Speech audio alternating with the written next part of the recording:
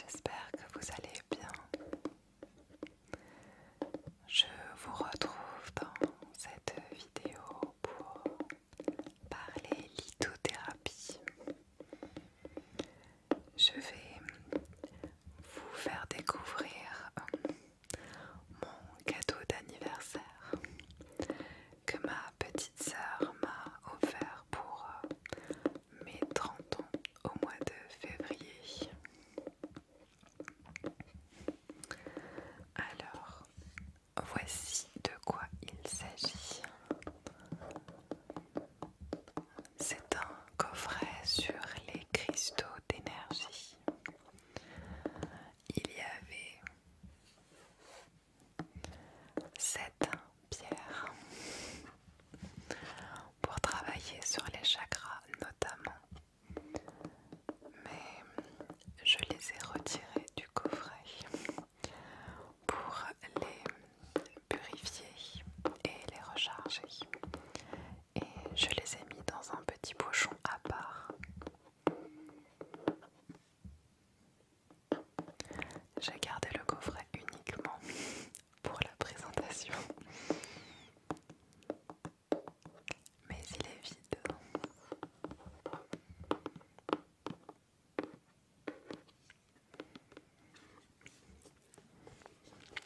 Je vous ai fait quelques photos de ce coffret et des pierres qu'il y avait à l'intérieur pour vous les montrer d'un peu plus près, puisque la luminosité ce soir ne permettra sans doute pas de les voir pleinement. Donc je vous les mets sur Instagram comme d'habitude. Je vous propose de retourner l'appareil photo afin de vous montrer tout ça d'un peu plus près, et je vais vous faire une petite lecture chuchotée des passages les plus intéressants dans le livret qui accompagne ce coffret.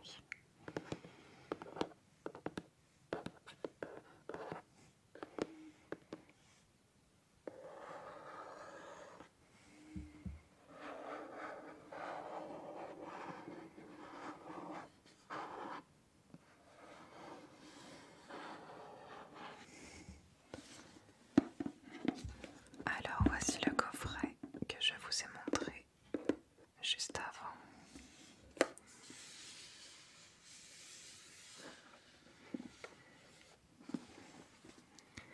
Et voici maintenant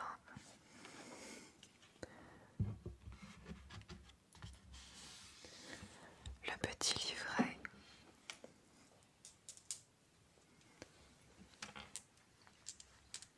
et le petit pochon avec les pierres à l'intérieur.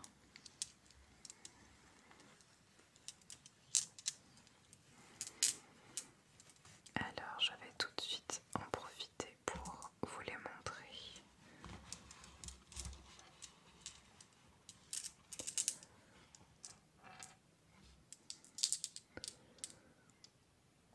Alors j'ai juste éteint cette lumière puisque ça rendait la pièce trop sombre, et je vous ai mis un autre éclairage pour que vous puissiez bien voir.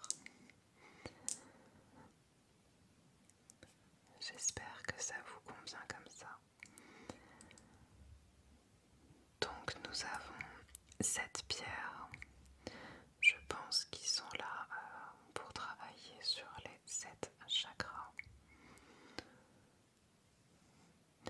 Donc il y a de l'œil de tigre, il y a du jaspe rouge, de l'améthyste, du cristal de roche, de la cornaline, ici peut-être de l'aventurine, et ici de la sodalite peut-être. J'ai toujours du mal entre le lapis lazuli et la sodalite, comme entre l'amazonite et l'aventurine, mais il me semble que c'est de l'aventurine et de la sodalite, si je ne dis pas de bêtises.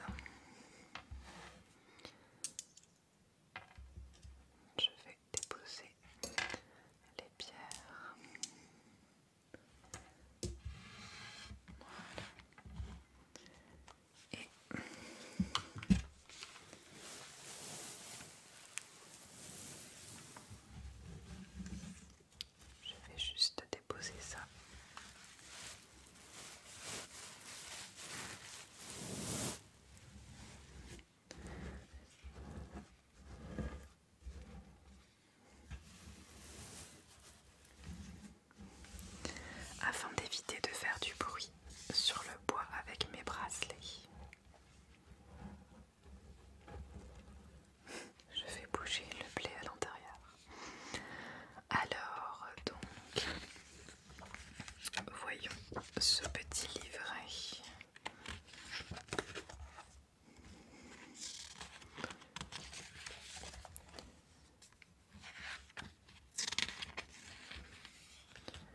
Ok.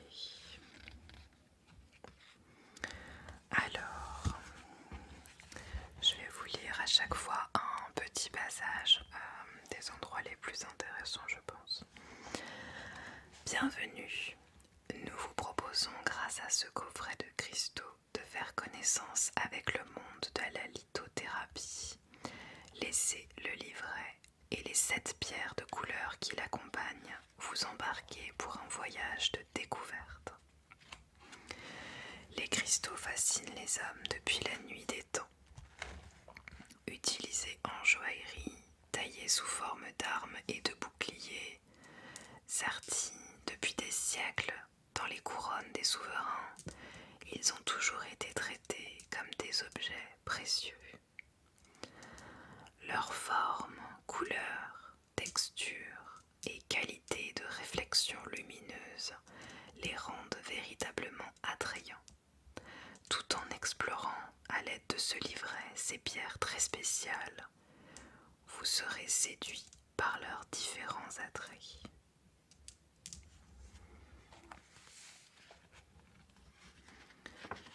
Alors, donc ils nous disent quelles sont les pierres qui sont dans ce coffret. Alors nous avons du quartz clair, donc ça va être celle-ci. Donc cristal qui reflète la lumière et purifie, pardon.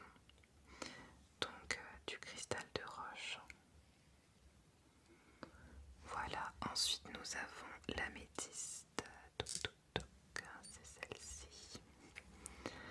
Donc violette, pierre violette brillante aux propriétés apaisantes et relaxantes.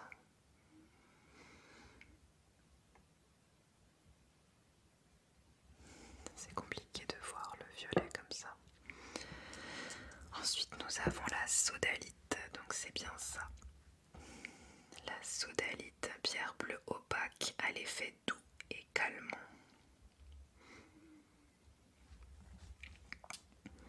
Ensuite nous avons l'aventurine, cristal vert moucheté de vert foncé qui apaise les émotions. Finalement, je connais assez bien les pierres. Ensuite nous avons l'œil de tigre avec de magnifiques reflets dorés. Pierre aux stries jaunâtres qui renforce le système nerveux.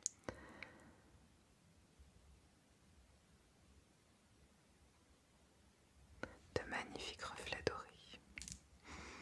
La cornaline, chaud cristal orangé à l'effet protecteur et réconfortant.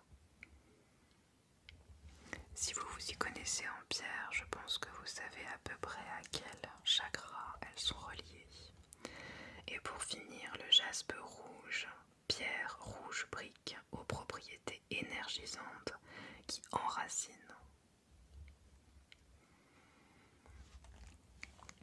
Comme dit, je vous ai fait des photos un peu plus précises, on va dire, que vous pourrez retrouver sur Instagram si elles vous intéressent de plus près, pour peut-être mieux les comprendre, mieux les connaître en tout cas. Alors on va commencer avec le quartz clair, donc à chaque fois je vous lirai uniquement le premier paragraphe. Le quartz clair ou cristal de roche est la pierre dont l'image vient à l'esprit de la plupart des gens quand ils entendent le mot cristal. Il fait partie de toutes les collections. C'est un minéral commun appelé aussi dioxyde de silicium. Il est présent dans le monde entier, mais les plus beaux spécimens viennent du Brésil. le trouve sous une grande variété de formes et de tailles. À l'état brut, il est formé de pointes à 6 facettes géométriques qui montrent de beaux reflets arc-en-ciel dès qu'elles sont polies.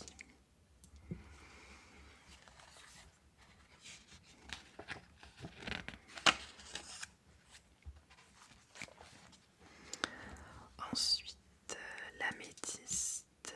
L'améthyste est un type de quartz coloré contenant du fer ou de l'aluminium. C'est l'un des cristaux les plus beaux et les plus puissants. Sa couleur habituelle est un violet éclatant allant de la lavande pâle au pourpre le plus profond. L'améthyste apparaît sous des formes variées comme un amas de petites pointes, de grandes pointes aux formes géométriques ou d'énormes géodes dans lesquelles les cristaux progressent vers le centre de ce qui était auparavant une grosse bulle de lave. Les plus petits morceaux d'améthyste sont souvent polis afin de rehausser leur couleur. Le Brésil et le Mexique en possèdent des gisements de grande qualité. Donc l'améthyste. Donc précision pour le cristal de roche qu'on a vu avant. Ce serait comme celui-ci. Donc là il s'agit d'une géode.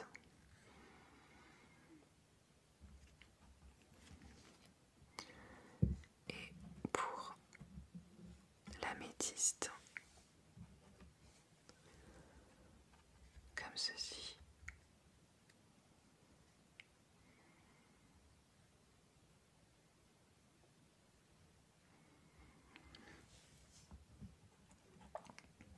Alors on va continuer avec la pierre suivante, la sodalite. Elle porte ce nom car elle est fortement chargée en sodium minéral. Elle contient également de l'aluminium. Elle est généralement d'un bleu vif, traversée de veines blanches et parsemée d'éclats bleu clair. Ces veines ou lignes montrent qu'elle est formée de couches horizontales.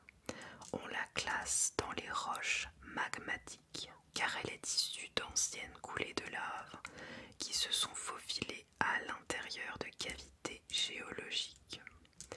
Les gisements se trouvent souvent près des volcans en activité, comme sur les flancs du Vésuve, en Italie du Sud.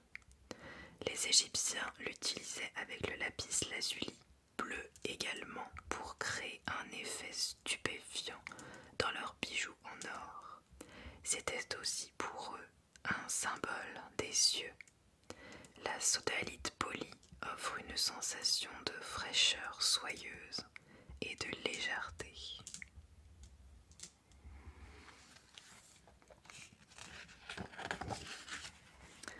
Ensuite, nous avons l'aventurine.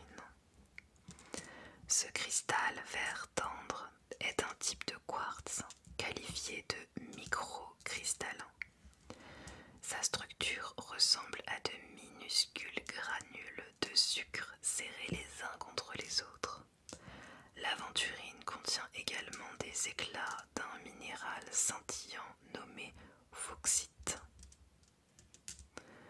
qui crée des reflets plus sombres à l'intérieur. L'Inde en est la source la plus productive. On l'y utilise pour tailler des statues, des boîtes et des bijoux. Elle se trouve sous forme de gisements massifs desquels sont extraites de grandes plaques. C'est une pierre ornementale, populaire, qui intervient dans le carrelage des sols et dans les colonnes sculptées. Donc à chaque fois, bien sûr, vous avez les actions physiques et les utilisations spirituelles pour chaque pierre.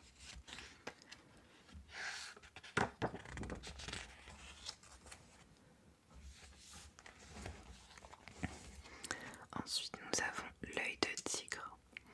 Cette magnifique pierre contient des bandes brunes et dorées. Présentée à la lumière, elle montre un miroitement tout à fait spécial.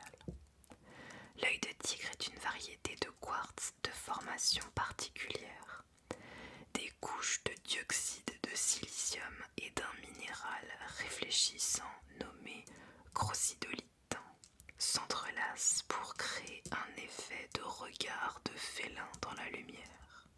Cette propriété fascinante l'a rendu populaire depuis des milliers d'années, et des bijoux antiques où l'œil de tigre est serti dans l'or ont été découverts en Égypte et au Moyen-Orient.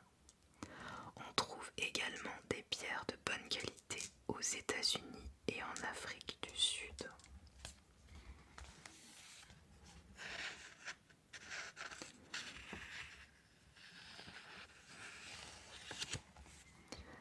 La cornaline. Cette pierre est l'une des nombreuses variétés de quartz microcristallin formés de minuscules granules de dioxyde de silicium. La cornaline tire sa couleur des impuretés ferreuses qu'elle contient. Elle peut aller de l'abricot au rouge orangé soutenu. Quelques pierres montrent des bandes plus ou moins contrastées. L'Inde, l'Uruguay et le Brésil en sont les sources principales. La cornaline se trouve sous forme d'énormes blocs massifs que l'on taille et polit en sphères pour en exposer l'intensité colorée. On en fait des perles, des bagues et autres bijoux depuis l'Antiquité. Les Égyptiens l'utilisaient dans les colliers en or pour contraster avec le noir de l'onyx et le bleu du lapis lazuli.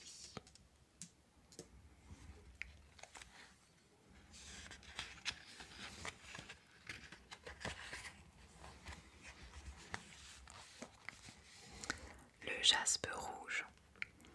Le jaspe est une variété de quartz microcristallin d'un rouge dense et opaque. Sa couleur est due à l'oxyde de fer qui lui donne un ton de brique. Il existe également en jaune, vert, bleu, violet et marron. C'est l'un des cristaux les plus communs pour les collectionneurs. Le Brésil et l'Inde en fournissent des exemples précieux. Le jaspe rouge est populaire depuis des centaines d'années.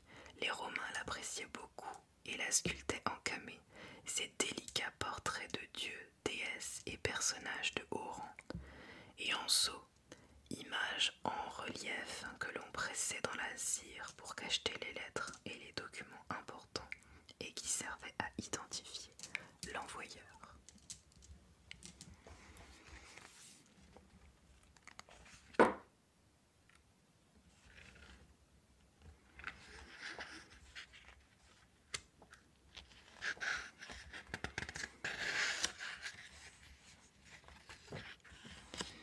Alors ensuite, il nous explique comment utiliser les pierres pour ce qu'on cherche, donc l'expansion spirituelle,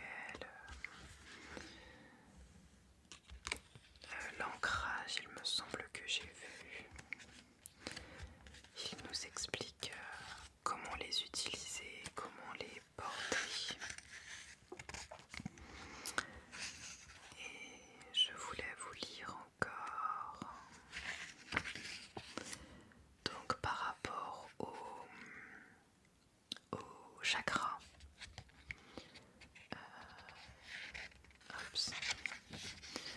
Donc déjà pour situer à peu près, tout en haut nous avons donc le chakra couronne, situé au centre du sommet du crâne. Ce chakra est relié à la conscience spirituelle. Ensuite nous avons le troisième œil, donc en général dans les teintes violettes. Au milieu du front, entre les sourcils, ce chakra est lié à l'intuition et aux prises de conscience. Ensuite nous avons le chakra de la gorge dans les teintes plutôt bleues. Dans le creux de la gorge, ce chakra correspond à la communication. Puis nous avons le chakra du cœur, en général en vert, mais aussi la couleur rose fonctionne. Situé au centre de la poitrine, sur le sternum, ce chakra est relié à l'amour et à la compassion. plexus solaire, donc en jaune, juste sous le sternum, à l'endroit où les côtes s'incurvent vers le haut. Ce chakra est lié à la conscience mentale et aux instincts de base. Puis le chakra sacré, donc en orange, 3 doigts au-dessous du nombril. Ce chakra correspond aux relations intimes et à l'énergie sexuelle. Et enfin le chakra racine, en rouge mais aussi en noir. Tout à la base de la colonne vertébrale. Donc tout à la base de la colonne vertébrale, sur le coccyx. Ce chakra est relié au pouvoir et à l'instinct de survie physique. Donc ça c'est pour placer les différents chakras. Alors le mot chakra vient de l'ancien sanskrit qui signifie roue. Dans le système des soins de l'Inde antique, 7 chakras principaux sont alignés le long de la colonne vertébrale. En lithothérapie, le fait de poser des cristaux sur les chakras augmente l'efficacité des pierres en tant qu'outil de guérison.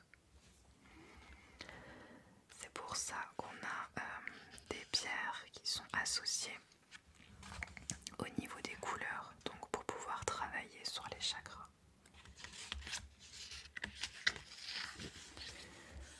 Alors, qu'est-ce que je peux encore vous lire qui est intéressant?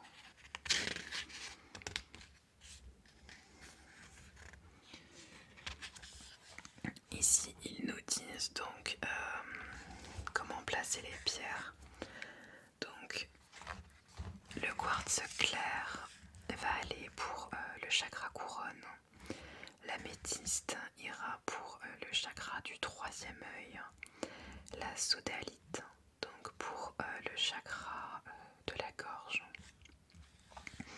L'aventurine pour le chakra du cœur. L'œil de tigre pour le chakra du plexus solaire.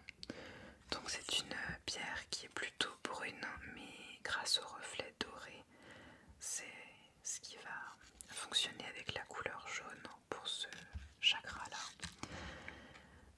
La cornaline, donc pour le chakra sacré, la couleur orange.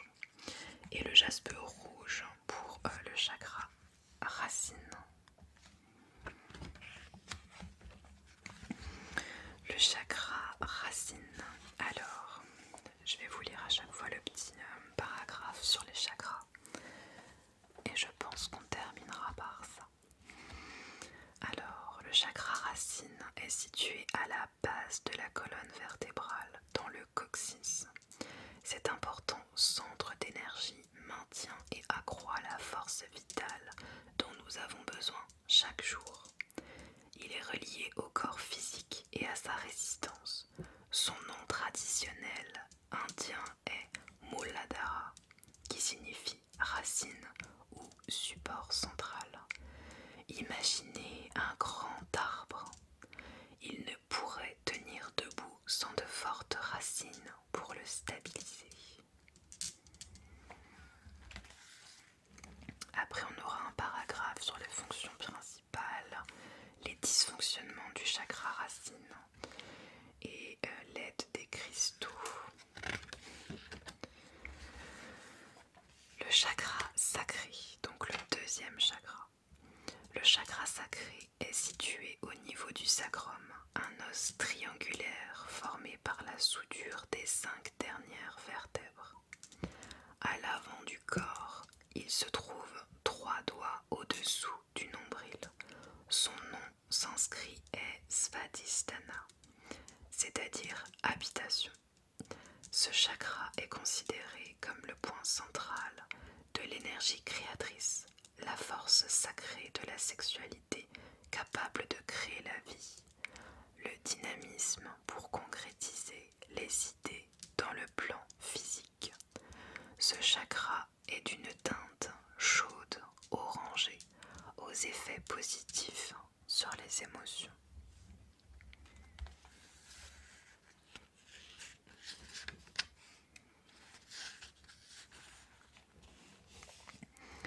Le chakra du plexus solaire, nommé Manipura, joyau étincelant en sanskrit. Le chakra du plexus solaire est situé juste au-dessous de la cage thoracique à la base du sternum. Il brille d'un jaune doré comme le soleil. Une journée de grand soleil nous rend joyeux et positifs. Si l'astre est trop brûlant, sa lumière est insupportable. S'il est trop souvent absent, nous finissons par déprimer. Cette métaphore est tout à fait adaptée au plexus solaire, dont l'équilibre est plutôt délicat.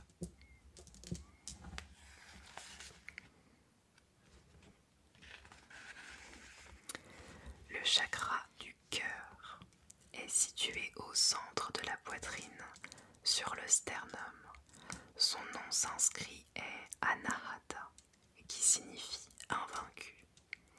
Comme le dit le proverbe, bâton ou pierre peut briser mes os, mais nulle parole ne peut me blesser. Un chakra du cœur plein d'énergie n'est pas affecté par les tourments émotionnels ni les paroles de haine. Il répond à la négativité par l'amour et la compassion. Sa couleur principale est le vert, qui représente la croissance. Le rose est sa couleur secondaire, celle de l'amour inconditionnel.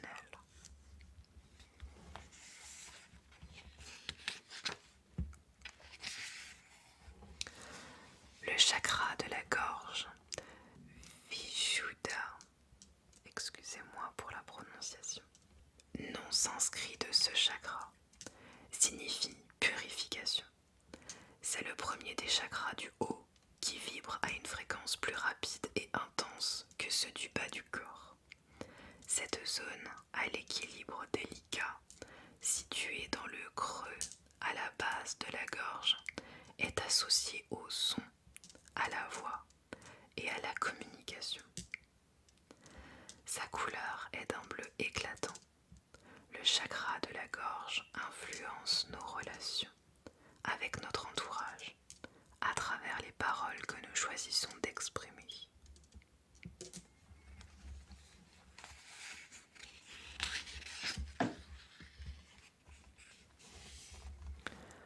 Chakra du troisième œil.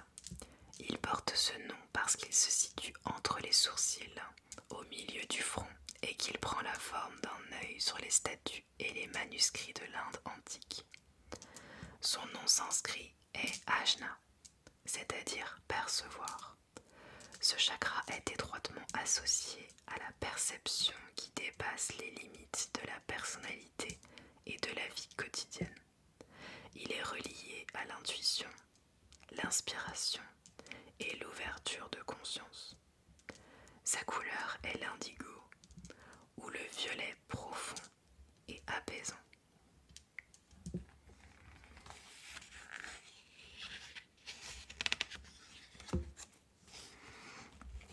Et le dernier chakra, le chakra couronne, est situé au milieu du sommet du crâne, à l'endroit où se trouve la fontanelle du nouveau-né. La tradition indienne soutient que c'est par cette ouverture que l'âme s'incarne à la naissance. Le nom sanskrit de ce chakra est Sahasrara, ou lotus aux 1000 pétales. Tout au long de la vie, il est relié à l'âme et à la source de sagesse éternelle. Sa couleur est le blanc, l'éclat du diamant au reflet arc-en-ciel.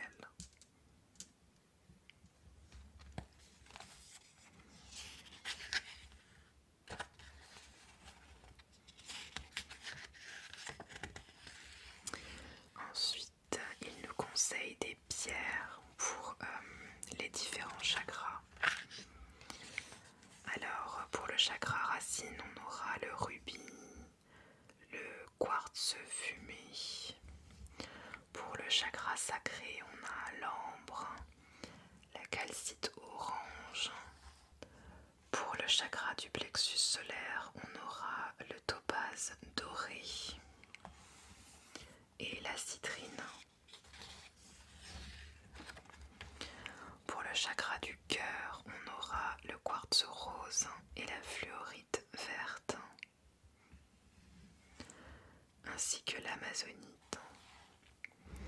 Pour le chakra de la gorge, on aura l'agate blue lace, le lapis lazuli et le saphir.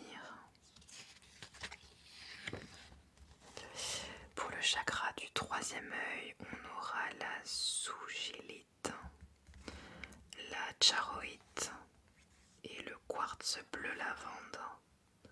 Et pour le chakra couronne, on aura la tambourite, le diamant de Herkimer et la sélénite. Il y a des pierres dont je n'ai jamais entendu parler.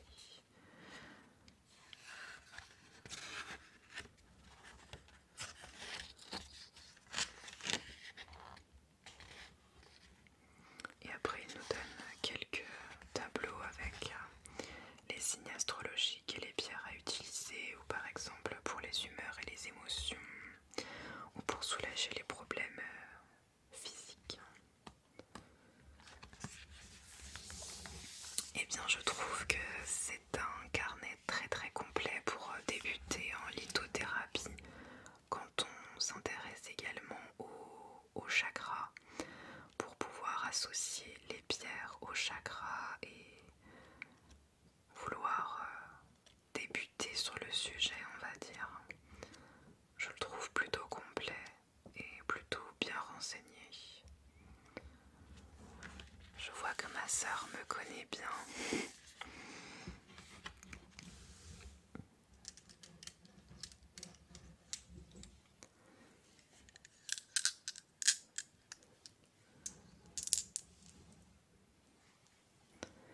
Voici encore une fois ces petites beautés.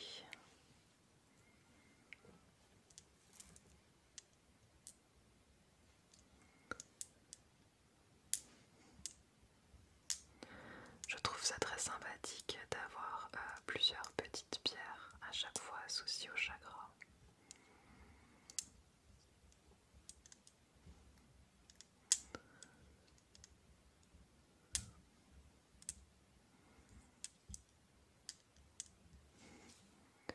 Je vais les remettre dans leurs petits pochons.